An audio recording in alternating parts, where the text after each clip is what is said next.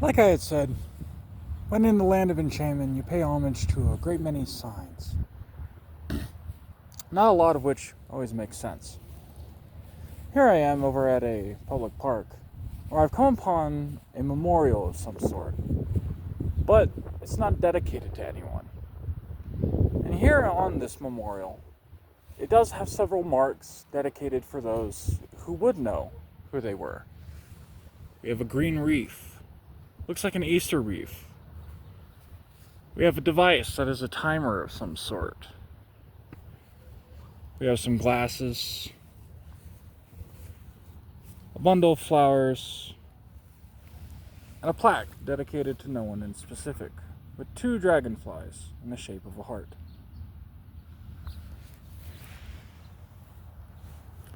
Dog whistles are there for everyone, positive and negative.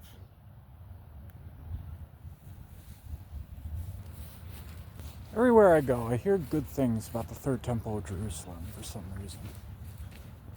I've never discovered a good reason why. The idea that an institution of man would be what would officiate God at the end of days is appalling and ignoble. Some people think that it would be a noble goal to refute the prophecy.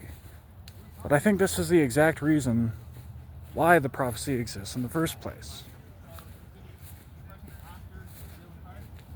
People find their religion disgraced at the smallest inclination that their church would somehow not know their God.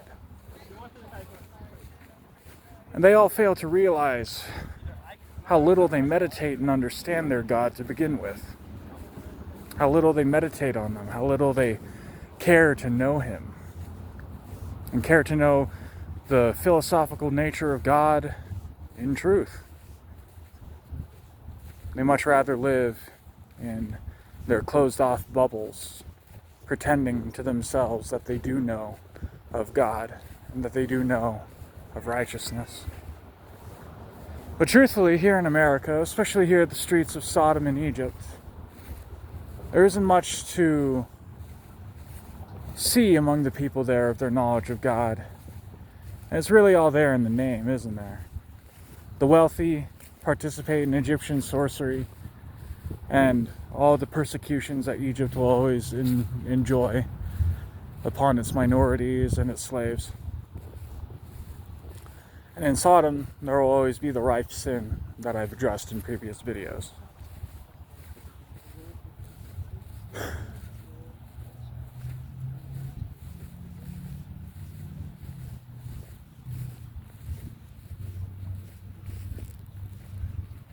The Antichrist could be anywhere. So always remember the rules of the world of the supernatural. Rule number 1, be good to people. Be good to people, but don't trust them. Don't trust them with your life. Don't trust them with your money. Don't trust them. Rule number 2, always be on guard from the evil one at all times. Because by knowing that he's there, you can know where to stay away. More importantly, by knowing what he does, you can know how to fight back. And rule number 3, always be mindful of God and righteousness and how best to pursue in righteousness. Because without doing this, you don't really have any protection from the devil in rule number 2. The Antichrist follows me everywhere I go, either as a spirit, as a person, or as an institution in the Third Temple of Jerusalem. As I record, as I go about, you might hear people yelling out of context at me because of how many threads are easy to pluck at for these Satanist people. Indeed, the synagogue of Satan are those who say that they are Jews but are not.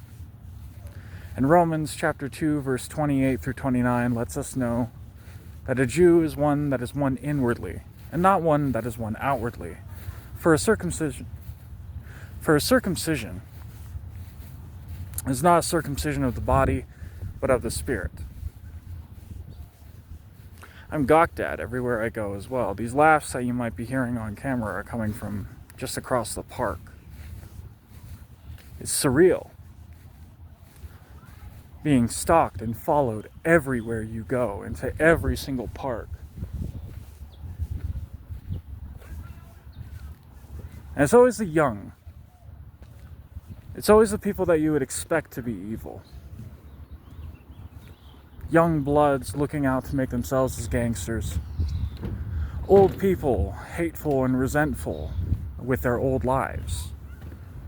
Who genuinely have every little bit of wealth and easiness that they could ever enjoy, with only old age itself as their adversary.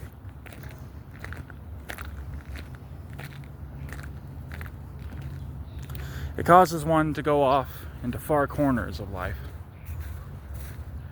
and to do their best to find some means in order to be away from other people, to go off to the far side of the park, to be singled out because of the ostracization of being anywhere near another human being. Let's see if those patch of trees over by the street corner would be any better. I've addressed that all this could be done with time travel, that it's fairly easy with a mixture of surveillance and time travel in order to know where your enemy will be at any point in time. How traffic is so ordinary to look at, there would be no means in order to actually be caught for simply having high traffic around a person.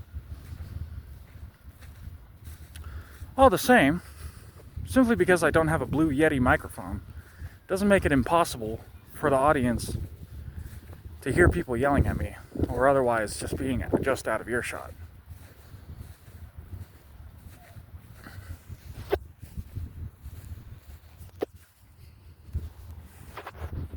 The facts of the reality come to stand. And when one is gang stalked, there is absolutely nowhere that is safe for them.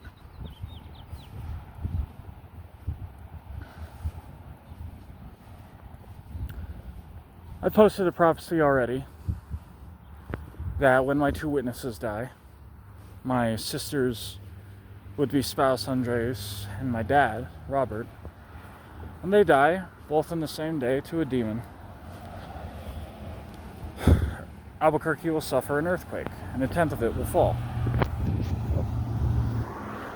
God since revealed some things to me as well, because I have decided to go out and speak against the evil one and rectify unjust things.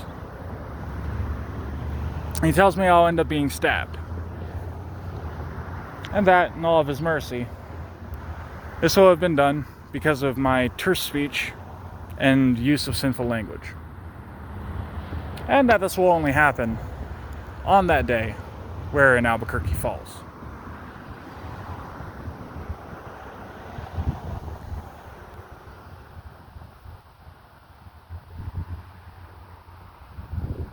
People at the site can see a line.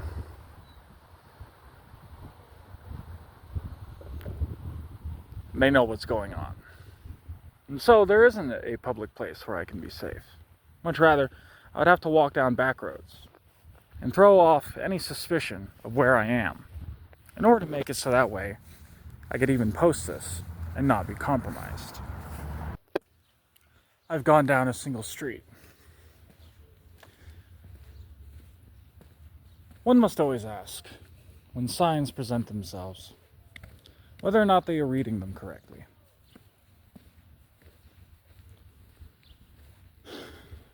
Because if a sign is being read correctly, then one will surely have a direction. But with no direction, there really isn't much more than wandering and doing your best in order to stay safe.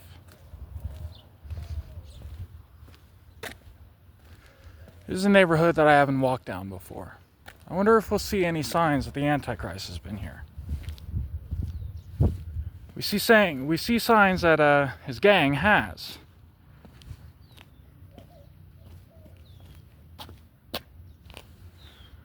And indeed, even with fresh marks.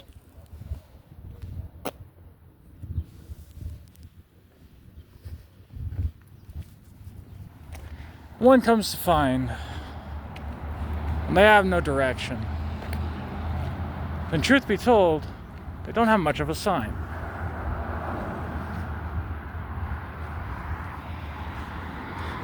And perhaps with a little bit of discernment, one could find that somebody had come by and defaced that sign.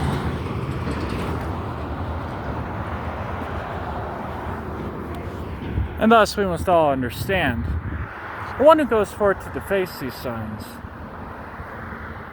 is indeed the one who is trying to obfuscate the direction and guidance of them. So you have to ask yourself, whenever there is a second person there, both of which are claiming to be of God's power, or otherwise a prophet, in this, the end of days, you must always anticipate that one of them would be lying to you, that one of them would be actively trying to misguide you from the signs of the other one. And, with a little bit of discernment and intuition, it becomes easy to understand who is trying to guide you to the truth and who isn't. Namely, when it solely comes down to faith. The Antichrist is a mocker, and a mockery into and of himself. Where he goes, he only spreads mockery.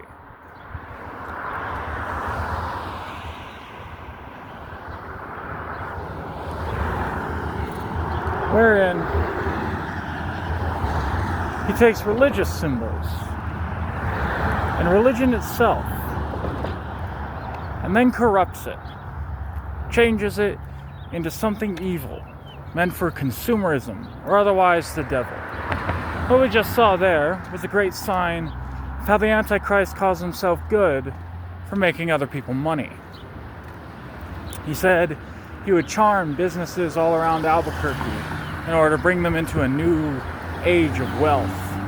And everywhere I go, I end up seeing curses, where the faithful people are chased out of stores and homes, and other places, and other people, come in and are blessed, where their food is more flavorful than others, simply because of the Antichrist and his curse. We haven't come across too much burnt things today, dear audience, so I suppose that would be a good thing, that the Antichrist hasn't been everywhere around town, burning random things up, even though that's not true. If I ever get verified to a point where I can live stream, you'll all find that out.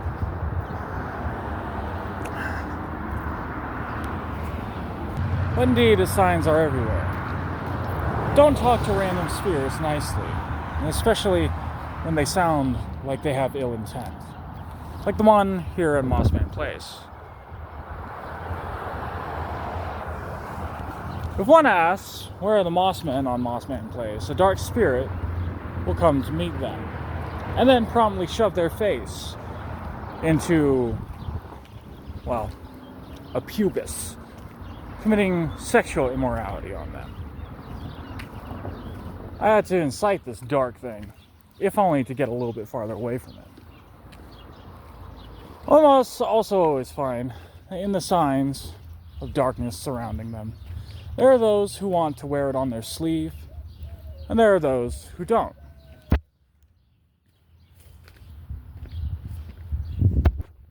Here it seems that there is some person doing, something here. But this guy with the Subaru cursed me as he drove past me.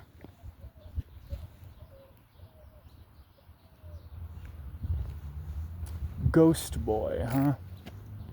I wonder if these are one of those YouTuber people doing ghost investigations. I bet they're faking it. They're gonna fake the white orb in that video. It'll just be a piece of fiberglass with a light attached to it, apparently.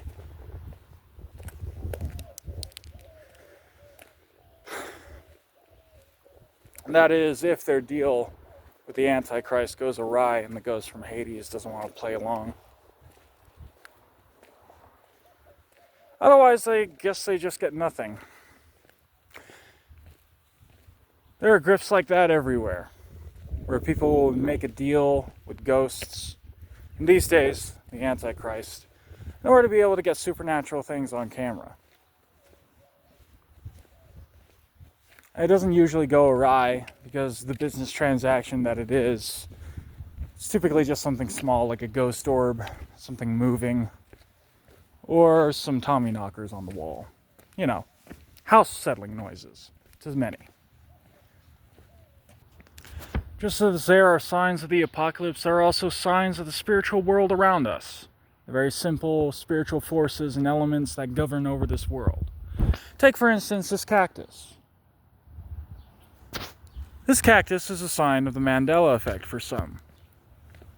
For many cactus enthusiasts, would come to find that this type of cactus did not once exist here in New Mexico, or, frankly, anywhere in the world. That this long, thin, spindly cactus had, in fact, not been there at all is a difficult logical paradox for many people to understand. And thus, the words of John are fulfilled, where in the beginning there was the Word, and the Word was with God, and the Word was God. And his light shone out through the darkness, and the darkness did not comprehend it. For the simple reason that it was all a paradox to begin with. The future created the past, and the past creates the future. Because for anything to be set in its place, it would have had to have already happened. And if it already happened, then nothing truly changes. And thus, a sign was delivered to an old witness who saw upon the world, or who saw upon heaven the world there upon a dais. This was the witnessing of the firmament, as people had understood it.